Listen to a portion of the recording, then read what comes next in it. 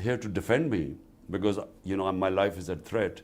So the judge had ordered that I have to be protected. So I thought they'd come to defend me. And I thought, God, looks like there's some terrorist in the room. And then I discovered it was me they were after.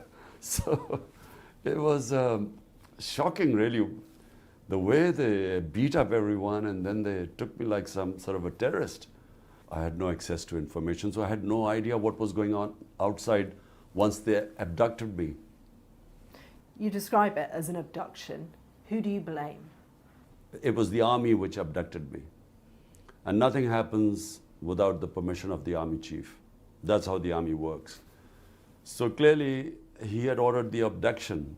We are hearing from the military and the government that the security concerns around you and the threat and risk has been so high that this was the only option, that you forced their hand. This is such nonsense. First, they attacked my house for 24 hours. They wanted me to appear in a court in Islamabad, in a magistrate court. I had already agreed to attend. The law says that had I given them an surety bond that I would attend the court, they couldn't arrest me. They refused to take the surety bond, attacked my house for 24 hours. We couldn't sit inside. There was so much tear gas shelling and people had broken bones and stuff. So look, they are on a plan. And what is the plan? The plan is they're petrified of elections. The gap between us and all the other parties is so huge now that they're petrified that they will be wiped out.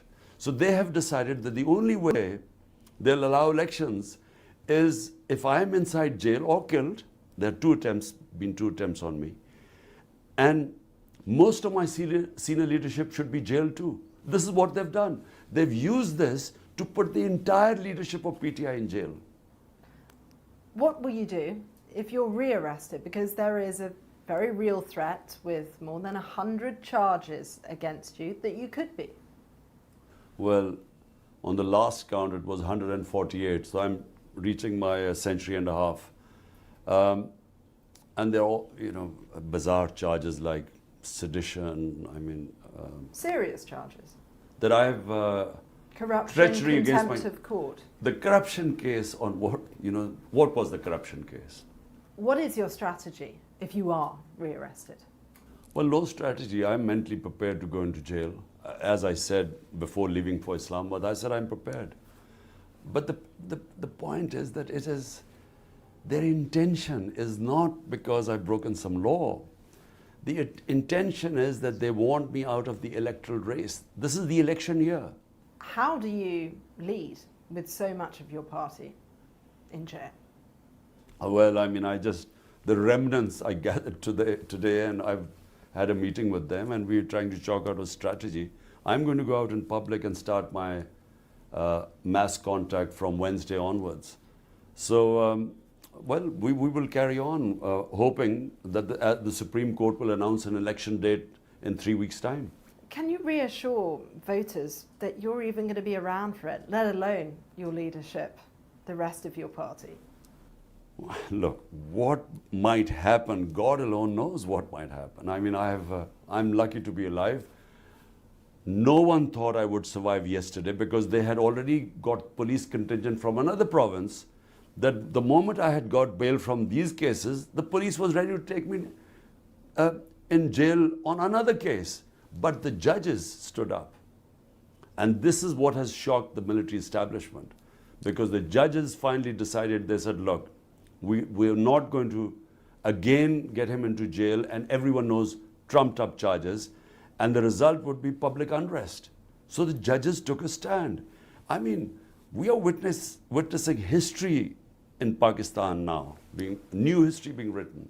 Your arrest sparked widespread and violent protests. We saw military installations set alight, houses attacked, government buildings. Do you condemn that violence that the government say your own supporters carried out? I have always condemned all violence. The military has been the bedrock of this country for decades. Do you think you can run the nation without the support of the army? Because you run that risk of alienating them. No, look, things change, countries evolve, thinking changes. We started off as a security state and had straight away martial law where the army ruled for 10 years. But right now, I mean, I have never seen such oppression. I mean, there's total clampdown on media.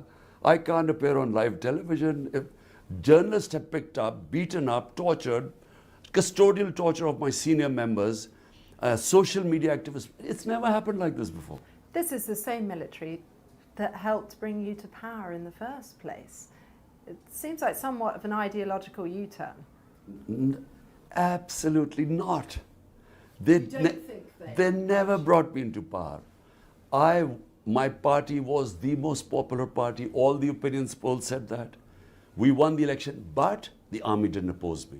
That's the difference. This feels like a very febrile moment when the country is politically polarised, economically spiralling. Voters want to see some hope. How are you going to cool things down and reassure them that politics is even worth voting for right now? Look, this is the election year. Elections are supposed to be held this year. If you want the solution to Pakistan's problems, there are elections. Hold free and fair elections. Let the people decide who they want to give the mandate, and Pakistan will stabilize. Problem is that they're all worried. The entire 12-party coalition is petrified, along with the military establishment, that my party will sweep the elections, because out of 37 by-elections, we have swept 30 of them. So because they're worried, they're trying to delay the elections. That's all. So all we want is free and fair elections. Do you have faith in the judiciary? And where do you think democracy in Pakistan is right now? Well, the democracy in Pakistan has never taken such a battering as it has right now. I mean, all our fundamental rights are violated. This sort of thing has never happened. No political figure has ever had 150 cases, and then his house raided.